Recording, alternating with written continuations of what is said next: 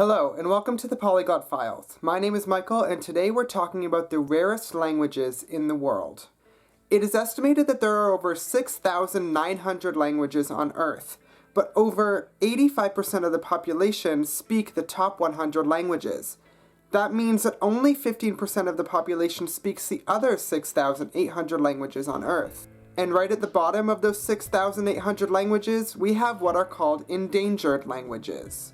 In as little as a generation, these languages could disappear completely. Surprisingly, there are quite a few ways in which languages can become endangered or even extinct. War, genocide, colonialism are some of the more violent ways for languages to become extinct. However, the most common way for a language to become extinct is simply prestige. Most speakers of endangered languages actually abandon their native language to speak a language with more prestige, something like English that has a lot of speakers and that is very useful. So, what languages are teetering on extinction? Well, considering there are hundreds, if not thousands of languages that are considered endangered, let's just focus on 7, one on each continent on Earth, that may not survive the next 10 years.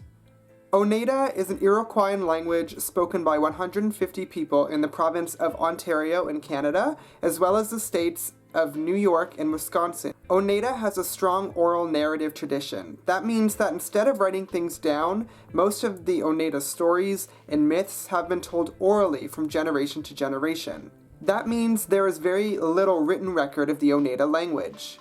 Even today, despite preservation efforts, written accounts of Oneida are fairly limited. In fact, most speakers of the Oneida language only speak Oneida as a secondary language because they've abandoned that language for the more dominant one in the area, English.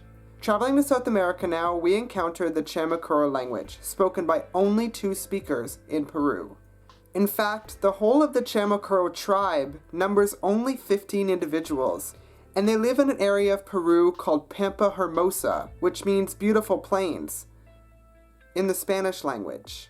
In fact, Spanish has had such an effect on Chamicuro that the children in the Chamicuro tribe have opted not to learn Chamicuro at all, simply because they want to learn Spanish, the dominant language of Peru. Because of this, Chamicuro is critically endangered. Crossing the border now, we encounter Njerep, a Niger-Congo language spoken in Cameroon, in Africa. Today, there are only 6 speakers of Njerep, and even then, these speakers are not technically fluent speakers because they have not learned this language natively.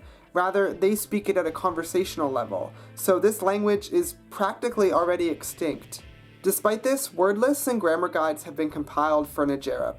But due to insufficient knowledge of the language, that information may be held incomplete forever. Going north now, we reach the continent of Europe. When we think of Europe, we think of a lot of languages being spoken almost equally on a very small landmass. However, that does not make Europe an exception to cases of language endangerment and extinction. In the northernmost stretches of the European continent, we encounter the Sami languages, themselves a group of languages within the Uralic language family. While the Sami languages boast about 30,000 speakers in Norway, Sweden, Finland, and Russia, a language called Ume Sami has only 10 speakers left in northern Sweden. Despite this, Ume Sami has a leg up on other languages that are endangered. There have been written accounts of Ume Sami for as long as people have known about Ume Sami. In fact, the Bible was first translated into a Sami language in 1811, and that Sami language was Ume Sami itself. So while native speakers of this language are on the decline, hopefully there is enough written record to preserve Ume Sami's memory. From the icy reaches of the Nordic countries in Europe to the mountainous regions in Nepal, we encounter another language that is teetering on extinction with only 3 native speakers remaining. The story of Kusunda is an interesting one. First of all, Kusunda is a language isolate, meaning that there are no other languages that seem to have a linguistic connection to it. In fact, throughout the 1990s, Kusunda was thought to have already been extinct. It wasn't until members of Tribhuvan University in Nepal discovered 3 speakers when they were processing citizenship papers. Since then, the language has been documented extensively. Experts believe that Kusunda is a glimpse into the past because it offers us a view of northern India and Nepal before Tibeto-Burman and Indo-Iranian languages were spread across the region. In Australia, it is believed that there are 150 indigenous languages, but 20 of those are on the verge of extinction. Yanyuwa is spoken by about 100 people in Borroloola in Northern Territory in Australia. Despite this, Yanyuwa is a very documented language. A dictionary and comprehensive grammar of the language has been created in collaboration with its remaining speakers, and in fact, there are a number of films that have been done in the Yanyuwa language. But Yanyuwa grammar offers some very interesting facts about the language.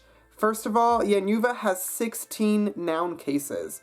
Compare that with a language like German that only has 4 noun cases, or even Russian, a language that has 6 noun cases, and we can see that Yanyuwa is very complicated when it comes to its grammar. Secondly, there are 2 variants of the Yanyuwa language, 2 dialects, one for males and one for females. That means that males and females speak completely different versions of the Yanyuwa language, even when they communicate to each other.